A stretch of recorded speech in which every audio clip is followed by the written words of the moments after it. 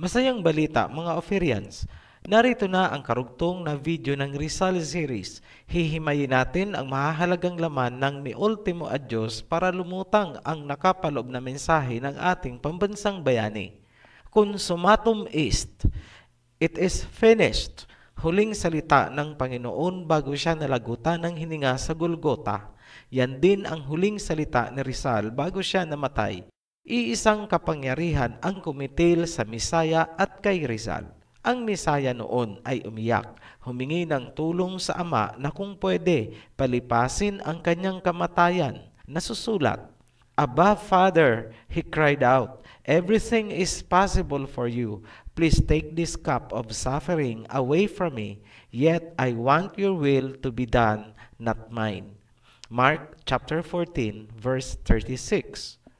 Kung ang Misaya ay umiyak at natakot, ano kaya ang pakiramdam ni Rizal? Bakit sa luneta ang kanyang naging huling hantungan? Ano ang nilalaman ng kanyang huling paalam? Samahan niyo po kami sa pagpapatuloy ng Rizal series at muli tayong maglakbay pabalik sa panahon upang maunawaan natin ang totoong nangyari sa ating pambansang bayani. Puntahan natin si Rizal noong gabi bago siya pinatay. Pumasok tayo sa selda.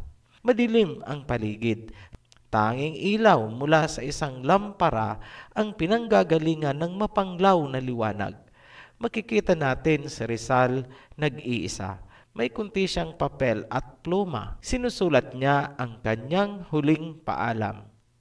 Alam niya, oras na lang ang kanyang binibilang. Pagsikat ng araw, maya-maya lang, yun na ang huling sikat ng araw na kanyang masisilayan.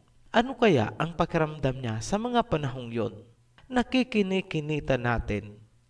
Tumutulo ang luha habang sinusulat ang pamamaalam. Tao lang ang ating bayani.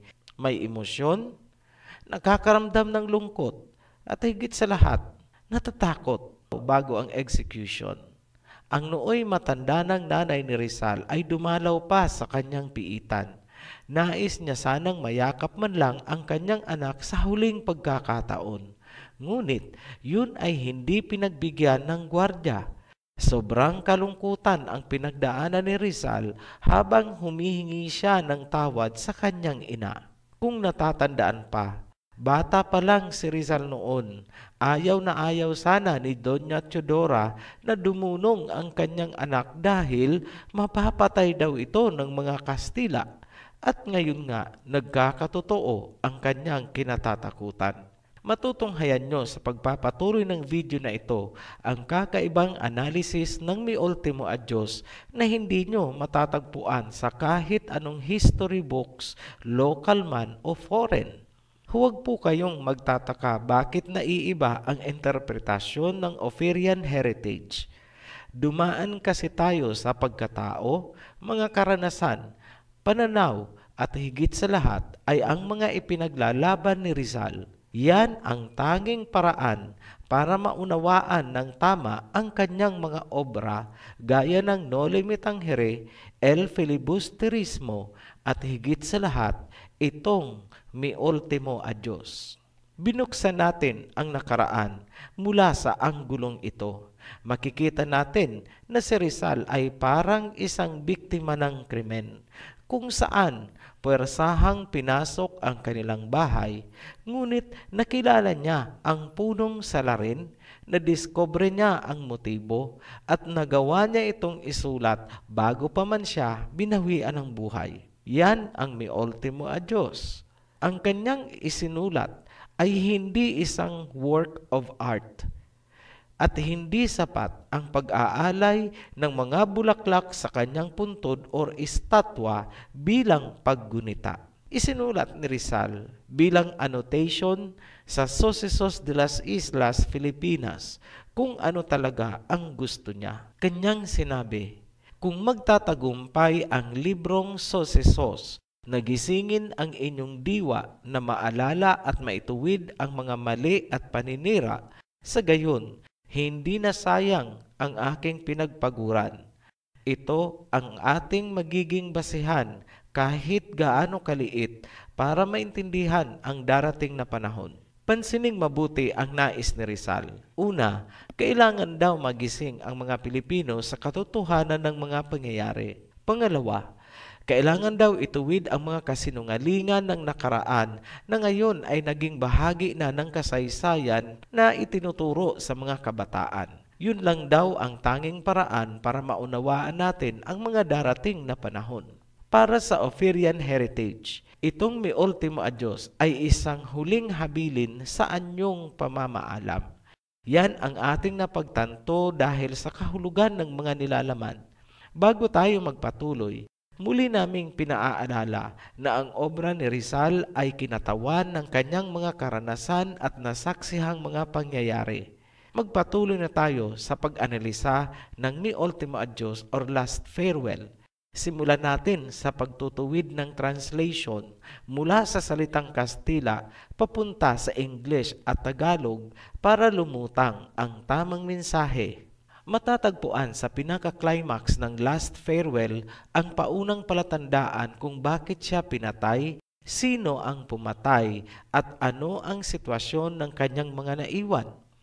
Ang pinakamahalagang content ng Last Farewell na kailangang titigang mabuti ay ang stanza number 13.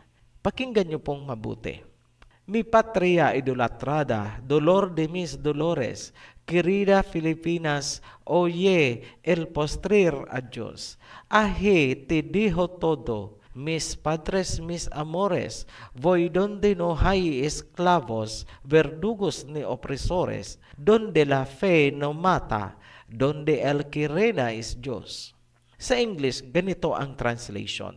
My idolized homeland, pain of my pains, dear Philippines, hear the last goodbye. There I leave everything, my parents, my loved ones. I go where there are no slaves, executioners, or oppressors, where fate does not kill, where he who reigns is God. Ang itinuturing ngayon na official translation sa Tagalog ay ang pagsasalin na ginawa ni Andres Bonifacio. Basahin natin. Bayang iniirog, sakit niya ring hirap, katagalugan kong pinakaliliyag, dinggin mo ang aking pagpapahimakas. Diya'y iiwan ko sa iyo ang lahat. May mga napansin tayo na inaccuracies sa pagsasaling ginawa ni Bonifacio kung saan nawala ang ilang mahahalagang nilalaman ng original. Una, nawala sa Tagalog version ang Querida Filipinas dahil naisalin itong katagalugang pinakaliliyag. Ang layo po, di ba? Wasak ang totoong mensahe ni Rizal. Ang Pilipinas ay hindi lang ang katagalugan dahil may mga region na Bisaya. Tila ba si Bonifacio na ang nagsasalita at hindi na si Rizal? Pangalawa, nawala ang impact or magnitude ng salitang oppressores or oppressors dahil isinalin itong umiinis. Voi donde no hay esclavos, verdugos ni opresores. Ang pagkakasalin ni Bonifacio ay, ako'y patutungo sa walang busabos, walang umiinis, at walang berdugong hayop. Nag-iinis lang po ba sina Magellan at ang mga praile, yung mga Kastila? Napakababaw ng salitang umiinis. Kailangang mapanatili ang impact gamit ang kasing bigat na salita sa Tagalog. Hindi pwedeng ang oppressor ay isasalin na umiinis. Mas malapit siguro ang salitang manlulupig. Tila hindi na malayan ni Bonifacio na ipinapasok niya ang sarili niyang thoughts or diwa sa obra ni Rizal. Pangatlong nawala ang kahulugan ng donde la fe no mata, donde el que reina is Diyos. Ito ay isinalin na pananalig doon ay di nakasasalot. Ang nararapat na salin ay kung saan ang pananampalataya ay hindi pumapatay. Note, mula sa Spanish to English, ang translation ay where faith does not kill. Mabibigat at very strong words ang ginamit ni Rizal, kung kaya itinago or palihim niyang inilabas ang mi ultimo a Diyos. Hindi na natin masigurado kung paano na ilabas, ngunit ayon sa mga available sources, ito daw ay ipinasok sa lampara, yung isang impormasyon naman ay sinasabing sa sapatos daw upang maipuslit. Isa lang ang ibig sabihin, palihim niya itong inilabas para hindi maharang. Ngayong nakita na natin ang mga inaccurate translation, ito ay itama muna natin at babasahin namin sa inyo ang binuo ng Ophirian Heritage. Paunawa, binaliwala ng Ophirian Heritage ang makasining o theatrical na aspeto alang-alang sa kahulugan.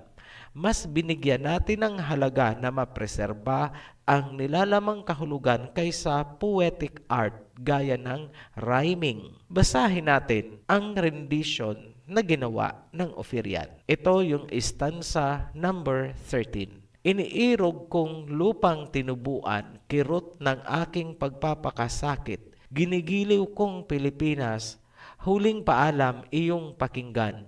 Iiwanan ko ang lahat, ang aking magulang at mga mahal sa buhay.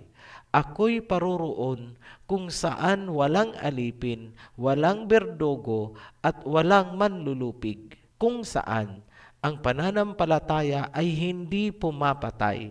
Kung saan ang iluhim lamang ang naghahari. Ngayon, isa-isahin na natin ang mahahalagang punto ng istansa at i-decode natin ang nais ipakahulugan ni Rizal. Sa sino mang nagnais na i-decode ang lalim ng mi ultimo a Diyos, kailangang alam natin kung paano at bakit binuo ni Rizal ang noli me tangere at el filibusterismo.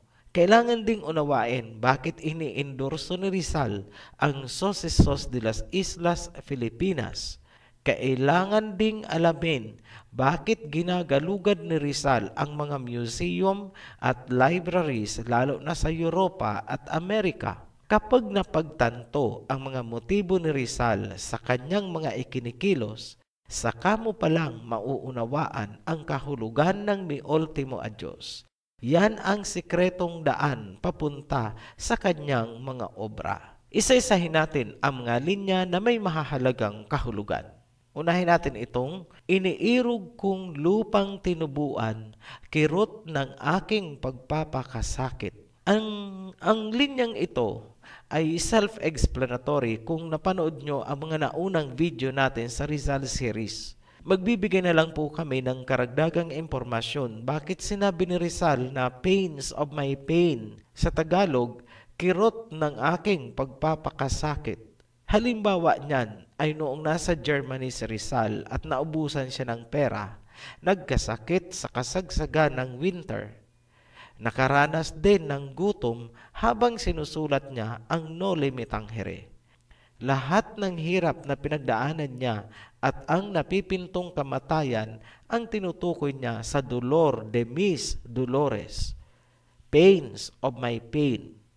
kirot o hapdi ng aking pagpapakasakit. Titigan natin ang sumusunod na linya. Voy donde no hay esclavos, verdugos ni opresores. Sa English, I go where there are no slaves, tyrants, or hangmen. Ako'y paruroon kung saan walang alipin, walang berdugo, at walang manlulupig. Kung naaalala pa ang naunang video, nailahad natin na ang nagbigay inspirasyon kay Rizal upang isulat ang Noli Me Tangere ay ang librong Uncle Tom's Cabin. Ang librong yan ay tungkol sa slavery ng mga blacks na nangyari sa Amerika dahil sa transatlantic slave trade. Napag-ugnay niya na ang mga pangyayari doon at ang nangyayari sa Pilipinas ay dahil sa gawain ng mga Europeans, kasama dyan ang Spain na nasa Pilipinas din. Pinatutungkulan ni Rizal ang mga Europeans na verdugos at oppressor, manlulupig. Ngayon, bakit may sinasabi si Rizal na hangman or berdugo? Sa kanyang pag-iikot sa Europe, marami siyang natutunan sa larangan ng history. Alam niya ang tungkol sa mga heretics na ipinapapatay sa pamamagitan ng Inquisition. Ang Spain ay nagpapatupad ng Inquisition upang palaganapin ang militanteng Katolisismo mula pa sa panahon ni Queen Isabella at King Ferdinand. Kung natatandaan pa, si King Ferdinand at Queen Isabella ng Espanya ay pinagkalooban ng kapangyarihan ni Pope Alexander VI noong 1494. Kaakibat ng kapangyarihang ibinigay ay ang pagpapalaganap ng Katolisismo. Kapag ikaw ay kumontra sa doktrina, ikaw ay tatawaging heretic. Ipapataw sa iyo ang pinakamasakit na kamatayan sa pamamagitan ng pagtorture o pagpapahirap sa ngalan ng pananampalatayang Katolisismo. Yan ang tinutukoy ni Rizal sa linyang Voy donde no hay esclavos, verdugos ni opresores, at donde la fe no mata, donde el que reina es Diyos. Sa sino mang nagsasabi na gawa-gawa namin ang istoryang ito, search nyo kahit anong encyclopedia o credible history books. Magbasa kayo tungkol sa isinagawang Inquisition ng Espanya at ng Roma. Sinabi ni Rizal na paruroon siya sa dako kung saan ang naghahari ay ang Elohim. Donde el que reina is Diyos. Ibig sabihin, by contrast, ang kanyang iiwanan ay pananampalatayang pumapatay at hindi pinaghaharian ng Elohim. Kung hindi lubos na nauunawaan ang aming interpretasyon na yan, simple lang, gamit tayo ng analogy. Kapag sinabi mong iiwanan mo ang isang lugar dahil nais mo yung malamig na lugar, ibig sabihin, ang lugar na iiwanan mo ay mainit. Ganyan lang po kasimple. Kaya, noong sinabi ni Rizal na paruroon ako sa dako kung saan ang naghahari ay ang Panginoon, ibig sabihin, ang iiwanan niya ay hindi pinaghaharian ng Panginoon at ang namamayaning pananampalataya ay pumapatay. Simple lang po. Magtataas kami ng $1 million question. Sino ang pumatay kay Rizal at sa Misaya? Simplify natin ang sagot dyan.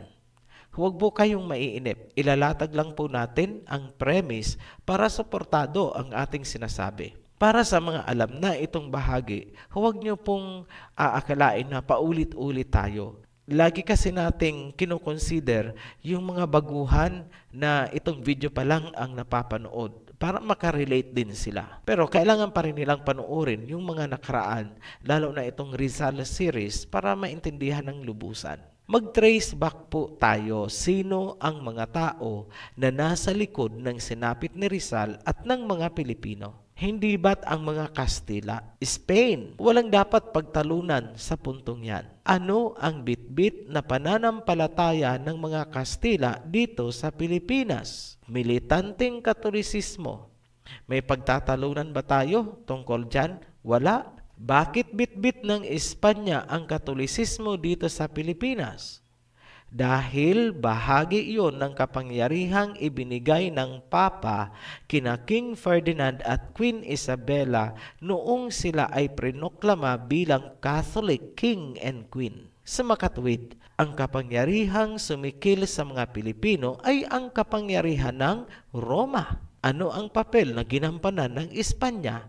Tagapagpatupad. Yan, maliwanag pa sa sikat ng araw.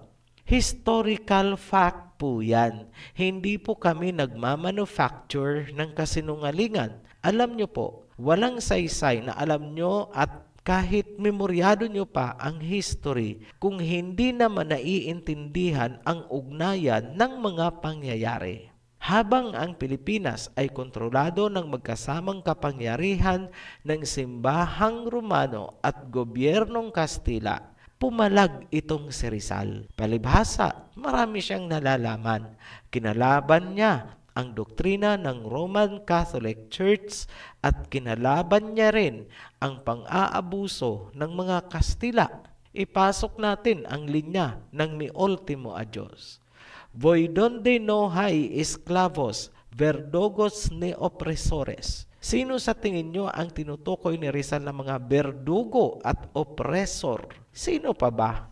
Di yung pumatay sa Gumbursa at yung pumatay din sa kanya, ang pinagsamang kapangyarihan ng Spain at Rome. Anong pananampalataya na pumapatay ang tinutukoy ni Rizal sa linyang donde la fe no mata, donde el que reina is Diyos? Di ang Roman Catholic Church na bitbit ng mga Kastila. Wala namang iba, diba? Saan galing ang pananampalatayang pumapatay na sinasabi ni Rizal? Roma. Kung akala nyo malalim na ang ating narating, hindi pa po. Nagsisimula pa lamang tayo, laliman na natin ng konti. Matatagpuan sa Revelation chapter 12 ang isang prophecy tungkol sa woman clothed with the sun and the moon was under her feet. Ang babaeng ito ay may ipapanganak na sanggol na lalaki. Siya ay nasa parang nagle-labor. Ninais ng dragon na i-devour or kainin ang ilalabas niyang sanggol. Ngunit, ang sanggol ay kinuha ng ama at dinala sa kanyang trono. Galit na galit ang dragon at tinugis niya ang babae at didigmain niya ang mga natitirang binhi or lahi ng babae. Maraming naniniwala, mga Pilipino, sa turo na ang woman daw ay si Mary. Hindi po kami sang-ayon dyan. Pero sige, hindi kami makikipagtalo. Pagbibigyan namin kayo. Kung yan ang gusto nyo na ang woman ng Revelation ay si Mary, ipagpalagay na natin na si Mary nga at ang kanyang anak ay ang Messiah na tinawag nilang Jesus Christ. Alam nyo, lulutang pa rin ang katotohanan. Tanong, sino ang pumatay sa Messiah? Yung mga Hudyo daw. Yan ay isang malaking kasinungalingan. Noong isilang ang Messiah, sakop ng Roma ang Jerusalem. Sanggol pa lang ang Messiah, nais na siyang mapatay ng Roma. Ano ang ebidensya? Ipinag-utos ni Herodes na patayin lahat ang mga sanggol 2 taon pababa para mapatay ang Messiah. Nasa Biblia po yan. Ano ang ginawa ni Mary at saka ni Joseph?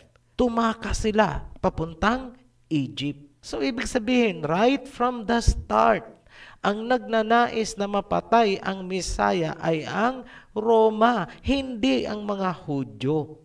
Noong panahon na pinatay ang Messiah, panahon na ito ni Pilato. Tanong, ano ba si Pilato? Si Pilato yung parang governor na inilagay ng Roma sa Judea o sa Jerusalem. Siya ay isang Romano. Pinapansin nyo ba ang mga rebulto na pinoprosesyon kapag Semana Santa? Sino ang naglalatigo sa Messiah habang pasan-pasan niya ang krus? Assuming na krus nga, sige, para wala nang pagtatalunan.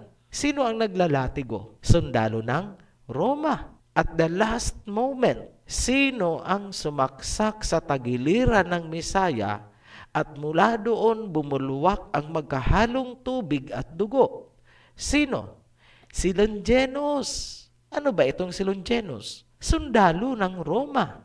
Read your Bible. Marahil, hindi niyo ito alam na si Longinus ay ginawang santo ng Roma. Ang tawag sa kanya ay Saint Longinus at mayroon siyang malaking rebulto sa loob ng St. Peter's Basilica sa Vatican. Anong honor? Bakit siya pinagawan ng ganong rebulto sa St. Peter's Basilica? Dahil ba sa pagsaksak niya sa Misaya? Napaka-barbaric ng ginawa ni Longinus. Pero bakit siya ginawang santo? Alam nyo ba? Pati ang pangsaksak na ginamit ni Longinus ay dineklara din ng Roma na banal. Holy Lands of Longinus. Aba, kung baril pala ang ginamit ni Longinus, tatawagin nilang Holy Gun of Longinus. Hindi po tayo nangungutya. Nilalagay lang po natin sa tamang context para maliwanagan kayong mga nabubulagan. Yan ay mga patunay na ang nasa likod ng malupit na pagpatay sa Misaya ay Roma. Kung pagbibigyan natin ang mga nagpipilit na si Mary nga ang woman clothed with the sun sa Revelation at ang anak ay ang Misaya, tapos ang Misaya ay pinatay ng kapangyarihan ng Roma, sino pala ang dragon? Simple lang po, di ba? Sino ang dragon na lumalabas na gustong patayin ang Misaya mula sa pagkasanggol? At ngayon, napatay na nga ang Misaya. Alam natin kung sino ang pumatay. Sino pala ang dragon? Mag-isip-isip nga po kayo. Balikan natin si Rizal. Kaninong pananampalataya or belief system ang kinalaban ni Rizal? Kanino? Roma. Ano ang kinalabasan? Luneta. Ano ang pakay ng mga Jesuits? Bakit binalik-balikan nila si Rizal ilang araw bago ang execution? Hanggang sa huling sandali, pinahahalik nila si Rizal sa krus. Ginawa ba ni Rizal? Hindi. Inilayo niya ang kanyang mukha. Tandaan na ang kapangyarihang taglay ng mga Kastila ay ang ipinagkaloob ng Papa kina King Ferdinand at Queen Isabella. Yun ang nasaling ni Rizal. Kaya totoo ang sinabi ni Rizal na hindi rebelyon ang kanyang kaso. Ngayon, alam nyo na kung bakit sinabi ni Rizal na paruroon siya sa dako kung saan ang pananampalataya ay hindi pumapatay. Donde la fe no mata, donde el que reina es Diyos. Poco más o menos alas 7 ng umaga, December 30, 1896, 2 ulo ng dragon ang kumitil sa buhay ni Rizal. At habang ito ay nakabulagta, itinugtog ng banda ang Marcha de Cadiz ng Espanya. Consumatum est, it is finished. Kami ay nananawagan na ipanalangin niyo po ang channel na ito dahil pumapasok na po tayo sa mga napakasensitibong usapin na tinakpan sa loob ng maraming siglo. Higit pa riyan ang mga darating. Sobrang dami po tayong ilalahad.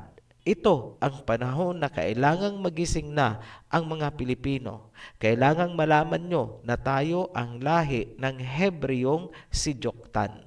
Muli kaming nagpapasalamat sa mga patuloy na nagsusubaybay ng ating series. Hanggang sa muli, mabuhay, Ophirians!